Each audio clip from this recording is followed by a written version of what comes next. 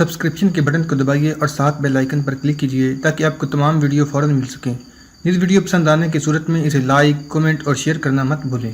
کنوج کے راجا کی اطاعت قبول کرنے کے بعد اور عبداللہ قراتگین کے تھانیسر چلے جانے کے بعد سلطان محمود غزنوی نے اپنے لشکر کو مختلف حصوں میں تقسیم کیا اور انہیں مختلف سمتوں میں دوسرے شہروں پر حملہ آور ہو کر انہیں فتح مند اور اپنا مطیع و فرمانبردار بنانے کے لیے روانہ کیا۔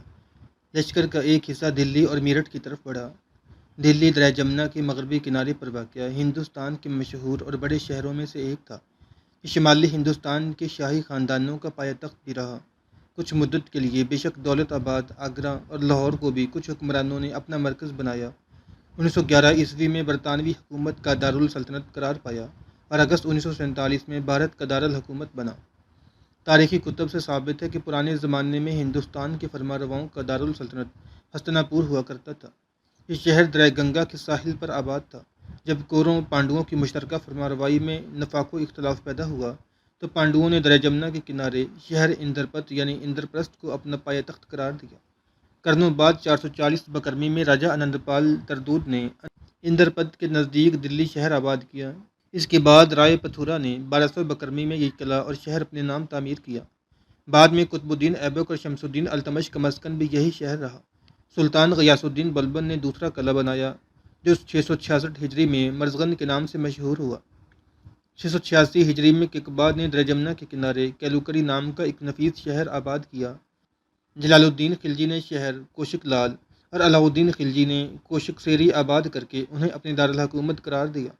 غیاث الدین تغلق نے ایک اور شہر کی بنیاد ڈالی۔ فیروز شاہ تغلق نے 755 ہجری میں فیروز آباد کی بنیاد رکھی جسے دریائے جمنا سے نکالی ہوئی نہر سیراب کرتی تھی۔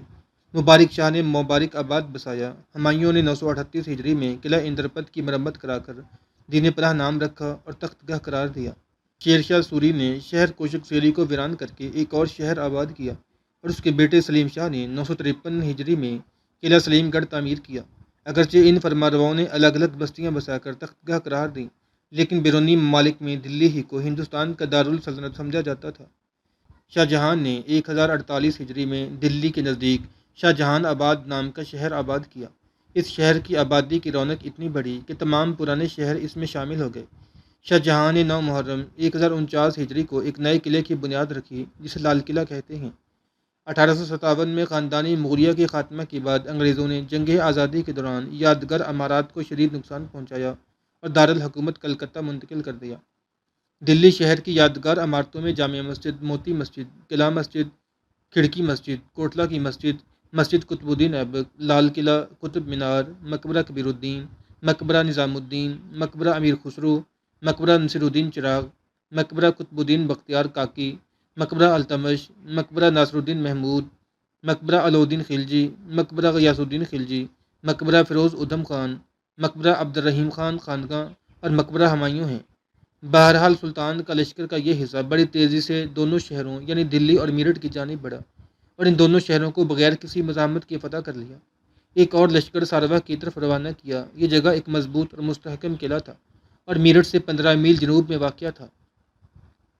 سلطان محمود غزنوی کے لشکر کا ایک حصہ جب اس قلعے کی طرف بڑھا تو مورخین کہتے ہیں کہ وہاں کا راجہ بھاگ گیا، مگر قلعہ والوں نے چند دن کے بعد ہتھیار ڈال دیے، تاوان میں 10 لاکھ درہم اور 30 ہاتھی پیش کیے اور صلح کر لی۔ ان علاقوں میں برن شہر یعنی بلند شہر کے راجہ کی بڑی عسکری طاقت اور قوت تھی۔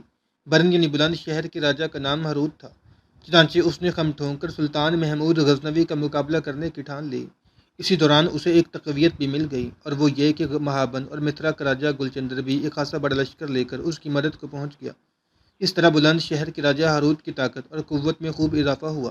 اب تو وہ اس ظلم اور گھمنڈ میں پڑ گیا کہ پہلے تو وہ اکیلا ہی سلطان محمود کا مقابلہ کرنے کا ارادہ کر چکا تھا اور اب تو مہابند اور متھرا کا راجہ گلچندر بھی اس کی مدد کے لیے پہنچ گیا ہے۔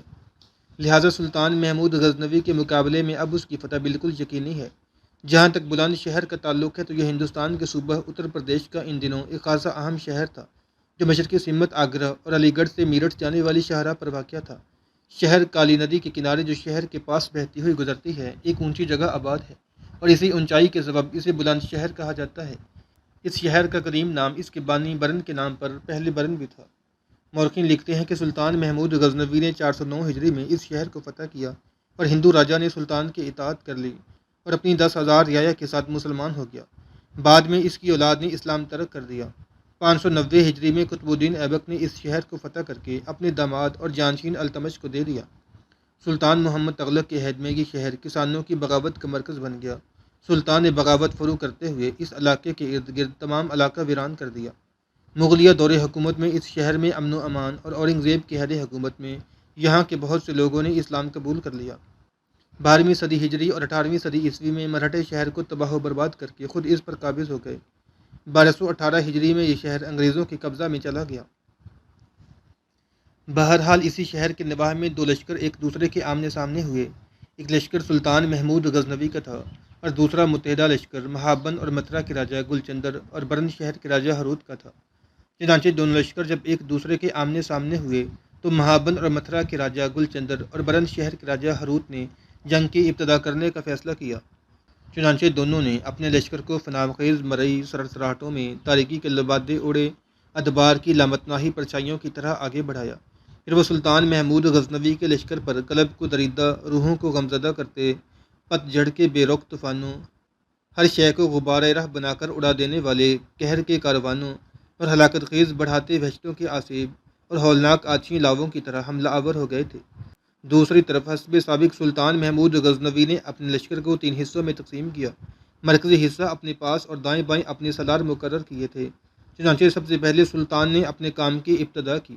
سلطان نے حسب سابق پہلے لبوں پر تبسم کی جوت، خیالوں کی حسین راز، احساسات کے فسون، اطمینان کے سایوں، سلامتی کے گوشوں اور رحمت کے عطیوں کو خمار آلود کر دینے والے انداز میں تکبیریں بلند کی۔ اس کے بعد سلطان نے اپنے لشکر کو ماضی کی عظمتوں کے نشان تلاش کرتے زیست کے حروف ارقام، ٹوٹے کھنجروں کے سموں میں، اجاڑ ویرانوں اور سکوت کے صحرا میں شورش کی صداؤں کی طرح آگے بڑھایا۔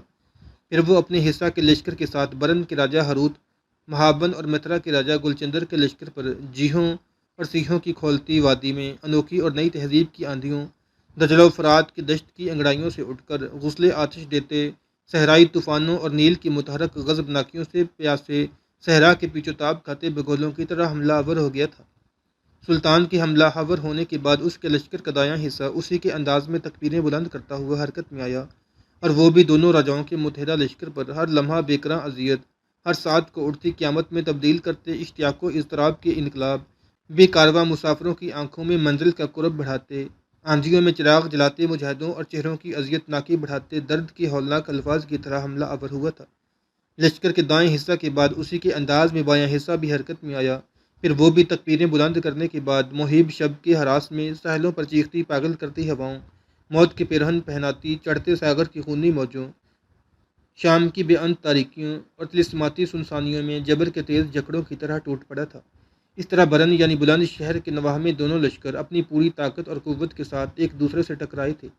مہابند اور متھرا کے راجہ گلچندر اور بلند شہر کے راجہ ہروت کا خیال تھا کہ وہ ہر صورت میں سلطان محمود غزنوی کے لشکر کو شکست دے کر مار بھگائیں گے، لیکن جب کچھ دیر کی جنگ کے بعد انہوں نے اپنے لشکر کے وسط میں رہتے ہوئے جنگ کا جائزہ لیا تھا تو انہیں اپنے پاؤں تلے سے زمین سے رکھتی ہوئی دکھائی دی، اس لیے کہ ان کی اگلی صفیں لہو لہان ہو کر کٹے ہوئے کھیت کی طرح بچ چکی تھیں، اور اس کے ساتھ ہی سلطان محمود غزنوی اور اس کے سالاروں اور لشکریوں کے حملوں میں پہلے کی نسبت زیادہ تیزی اور کاٹ آ چکی تھی، یہاں تک کہ کچھ ہی دیر بعد راجہ ہروت اور راجہ گلچندر نے دیکھا کہ ان کے لشکر کی حالت زخموں کے حروف سے اجنبیت، ادھورے خوابوں میں، جوامر خواہشوں، ہیبت ناک صورت میں، زہر بری ویران خاموشیوں اور دکھوں کے اندھے کوہرام جیسی ہونا شروع ہو گئی تھی۔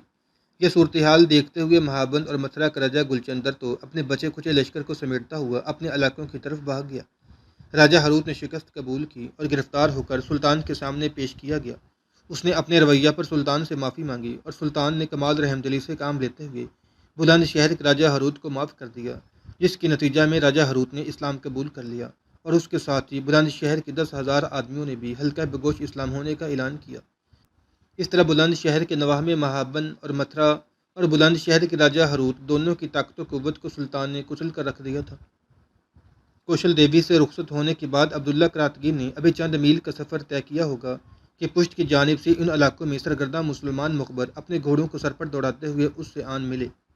پشت کی جانب سے انہیں آتا دیکھ کر عبداللہ کراتگی نے اپنے گھوڑے کو روک دیا اور اس کی طرف دیکھتے ہوئے اس کے ساتھ جس قدر مسلح جوان تھے انہوں نے بھی اپنے گھوڑوں کی باگیں کھینچ لیں۔ پشت کی طرف سے آنے والے مخبر سیدھے عبداللہ کراتگین کے پاس آ کر رکے بلند آواز میں انہوں نے سب کو سلام کہا۔ وہ کچھ پریشان اور حواس باختہ تھے۔ ان کی یہ حالت دیکھتے ہوئے عبداللہ کراتگین نے انہیں مخاطب کر کے پوچھا، تمہاری حالت، تمہارے چہروں کے تاثرات بتاتے ہیں کہ تم کوئی اچھی خبر لے کر نہیں آئے ہو، بتاؤ کیا معاملہ ہے؟ اس پر آنے والوں میں سے ایک عبداللہ کراتگین کی طرف دیکھتے ہوئے کہنے لگا، امیر، ہم واقعی یہ بری خبر لے کر آئے ہیں۔ لاہور کی راجکماری کوشل دیوی آپ سے رخصت ہونے کے بعد جب واپس گئی تو اس نے ابھی چند میل ہی کا سفر طے کیا تھا کہ بٹھنڈا کے راجہ پریم دیو کے کچھ مسلح جوانوں نے، جو تعداد میں کافی تھے، اسے اور اس کے ساتھیوں کو گھیر لیا۔ انہوں نے سب کو مارنے کی دھمکی دی اور ہتھیار ڈالنے کے لیے کہا۔ چنانچہ انہوں نے ہتھیار ڈال دیے اور اب بٹھنڈا کے راجہ پریم دیو کی وہ لشکری کوشل دیوی اور اس کے ساتھیوں کو گرفتار کر کے بٹھنڈا کا رخ کیے ہوئے ہیں۔ وہ اسے بٹھنڈا کے راجہ کے سامنے پیش کریں گے۔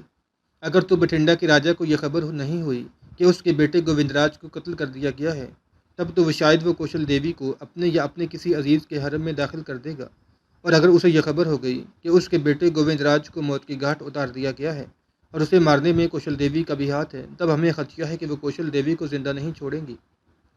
اس مخبر کے ان الفاظ پر عبداللہ کراتگین پریشان اور فکرمند ہو گیا تھا۔ کہنے لگا، پہلے یہ کہو کہ بٹھنڈا کے راجہ پریم دیو کے آدمیوں کو ہم بٹھنڈا سے پہلے پکڑ سکتے ہیں۔ اس پر آنے والوں میں سے ایک بولا اور کہنے لگا، بٹھنڈا تو بہت دور ہے، ہم انہیں بہت جلد پکڑ سکتے ہیں، اور اس کے لیے ہم مختصر، آسان اور ایسا راستہ اختیار کریں گے جو بالکل ان کے سامنے جا نمودار ہوگا۔ اس مخبر کے ان الفاظ پر عبداللہ کراتگین نے اطمینان اور خوشی کا اظہار کیا تھا۔ پھر عبداللہ کراتگین انہیں مخاطب کر کے کہنے لگا، اگر یہ بات ہے تو پھر اپنے گھوڑوں کو آگے رکھو، میں بٹھنڈا کے راجہ پریم دیو کی آدمیوں کو کوشل دیوی کو بٹھنڈا نہیں لے جانے دوں گا۔ عبداللہ کراتگین کا جواب سن کر سب خوش ہو گئے تھے۔ اس کے بعد اپنے گھوڑوں کو ایڑ لگاتے ہوئے آنے والے مخبروں کی رہنمائی میں وہ ایک بار پھر شمال مغرب کی جانب اپنے گھوڑوں کو سرپٹ دوڑا رہے تھے۔ بٹھنڈا کے راجہ پریم دیو کی آدمی جو تعداد میں کافی زیادہ تھے، وہ کوشل دیوی اور اس کے ساتھیوں کو گرفتار کر کے لے جا رہے تھے۔ کوشل دیوی کی گردن جھکی ہوئی تھی، وہ انتہا درجہ کی پریشان اور فکرمند تھی۔ اس کے ساتھیوں کی بھی یہی حالت تھی۔ جہاں تک پریم دیو کے ان مسلح جوانوں کا تعلق تھا، تو جس قدر مسلح جوان عبداللہ کراتگین کے ساتھ تھے، ان میں اگر کوشل دیوی کے مسلح جوانوں کو بھی ملا دیا جائے تب بھی پریم دیو کی آدمیوں کی تعداد 5 گنا زیادہ رہی ہوگی۔ چنانچہ بٹھنڈا کے راجہ پریم دیو کی مسلح جنگجو جس وقت کوشل دیوی اور اس کے ساتھیوں کو لے کر ایک شاہراہ سے ایسی جگہ سے گزر رہے تھے جہاں دونوں جانب گھنے درخت تھے، تب اچانک دونوں سمت سے سرسراتے ہوئے تیروں کی ایسی بچھاڑ آئی کہ بٹھنڈا کے ان جنگجوؤں میں سے کافی تیروں سے چھد کر اپنے گھوڑوں سے گر گئے تھے۔ یہ صورتحال بٹھنڈا والوں کے لیے واقعی نئی اور پریشان کن تھی، اور ابھی وہ چاہتے تھے کہ اپنے گھوڑوں سے اتر کر جائزہ لیں کہ تیروں کی کچھ اور بچھاڑیں آئیں اور ان کے مزید ساتھی اپنے گھوڑوں سے گر گئے۔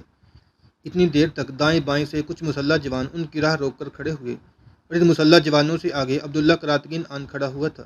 اس افراتفری کی آلے میں جب کوشل دیوی نے راہ تکنے والوں کے سامنے عبداللہ کراتگین کو دیکھا تو اس کی خوشی اور اطمینان کی کوئی انتہا نہ تھی۔ اچانک اپنے گھوڑوں کو ایڑ لگا کر سر پر دوڑایا اور عبداللہ کراتگین کے پہلو میں جا کھڑی ہوئی۔ اس سے کوشل دیوی کے ساتھیوں نے بھی فائدہ اٹھایا اور وہ بھی اپنے گھوڑوں کو سر پر دوڑاتے ہوئے عبداللہ کراتگین کے ساتھیوں میں جا شامل ہوئے تھے۔ قبل اس کے کہ کوشل دیوی عبداللہ کراتگین کو مخاطب کرتے ہوئے کچھ کہتی، بٹھنڈا کے ان مسلح جوانوں کا جو سالار تھا اس نے اپنے آپ کو سنبھالا۔ اس کے جو جنگجو ابھی تک بچے تھے، زخمی نہیں ہوئے تھے، وہ اس کے پیچھے جمع ہو گئے تھے۔ پھر اس نے عبداللہ کراتگین کو مخاطب کرتے ہوئے پوچھا، تم اور تمہارے ساتھی کون ہو؟ کیوں ہماری راہ روکی ہے؟ اس پر عبداللہ کراتگین بڑی سنجیدگی میں کہنے لگا، تو مجھے انتہا درجہ کا احمق اور بیوقوف لگتا ہے کہ کوشل دیوی جو تمہارے اندر سے بھاگ کر اپنے ساتھیوں کے ساتھ میرے پاس آن کھڑی ہوئی ہے، تو اس سے تم نے یہ اندازہ نہیں لگایا کہ راہ روکنے والے کون ہیں۔ کوشل دیوی تمہارے پاس سے ہٹ کر کسی اجنبی کی طرف نہیں جائے گی۔ سن بٹھنڈا کے لشکریوں کے سالار، میں مسلمانوں کے سلطان محمود غزنوی کے لشکر کا ایک سالار ہوں۔ میرا نام عبداللہ کراتگین ہے۔ بٹھنڈا کے راجکمار گووند راج نے میری بیوی کاشی کماری کو دریا راوی کے اس پار موت کی گھاٹ اتارا تھا، لہذا میں گووند راج سے اپنا انتقام لے چکا ہوں، اسے میں موت کی گھاٹ اتار چکا ہوں۔ میں تم میں سے سب کو بچ کر جانے نہیں دوں گا، تم میں سے صرف ایک زندہ رہ کر واپس جا سکتا ہے، باقی کو یہیں ابدی نیند سونا ہوگا۔ اس پر غضبناکی میں بٹھنڈا کا وہ سالار کہنے لگا، تم بکواس کرتے ہو، تمہیں خود یہاں سے جانا نصیب نہیں ہوگا۔ اس نے یہیں تک الفاظ کہے تھے کہ عبداللہ کراتگین نے پھر مخصوص اشارہ اپنے ساتھیوں کو دیا۔ اس کا اشارہ کرنا تھا کہ تیروں کی ایسی بچھاڑیں لگاتار چلیں کہ ان میں سے اکثر موت کی گھاٹ اتار دیے گئے، اور پھر اچانک عبداللہ کراتگین کے اشارے پر اس کے لشکری آگے بڑھ کر ان پر حملہ آور ہوئے، اور ایک کے سوا سب کو انہوں نے موت کی گھاٹ اتار دیا تھا۔ جو باقی بچ گیا تھا، عبداللہ کراتگین اس کے پاس آیا، وہ لرز کانپ رہا تھا۔ عبداللہ کراتگین نے اس کے شانے پر ہاتھ رکھا، کہنے لگا، دیکھو ڈرو مت، خوفزدہ نہ ہو، میں تمہیں کچھ نہیں کہوں گا۔ یہاں سے سیدھے بٹھنڈا جانا۔ بٹھنڈا کے راجہ پریم دیو سے کہنا کہ اگر اس کے بے رحم بیٹے گووند راج نے غزنی کے عبداللہ کراتگین کی بیوی کاشی کماری کو موت کی گھاٹ اتارا تھا، لہٰذا غزنی کے اس شخص عبداللہ کراتگین نے گووند راج کو موت کی گھاٹ اتار دیا ہے، بس اسے یہ پیام دے کر تم اپنے گھر چلے جانا، اب تم جا سکتے ہو، ہم تم سے کوئی تعارض نہیں کریں گے۔ اس کے ساتھ ہی وہ اپنے گھوڑے پر سوار ہوا اور وہاں سے چل دیا تھا۔ اس کے جانے کے بعد کوشل دیوی کچھ دیر تک مغموم اور اداس کھڑی رہی اور عبداللہ کراتگین غور سے اس کی طرف دیکھتا رہا، یہاں تک کہ عبداللہ کراتگین نے اسے مخاطب کیا، کوشل اب بولو تمہارا کیا ارادہ ہے؟ اس پر کوشل دیوی نے آہستہ آہستہ گردن سیدھی کی، ایک گہری نگاہ عبداللہ کراتگین پر ڈالی اور کہنے لگی، اب میرا لاہور جانا بھی خطرناک ہے۔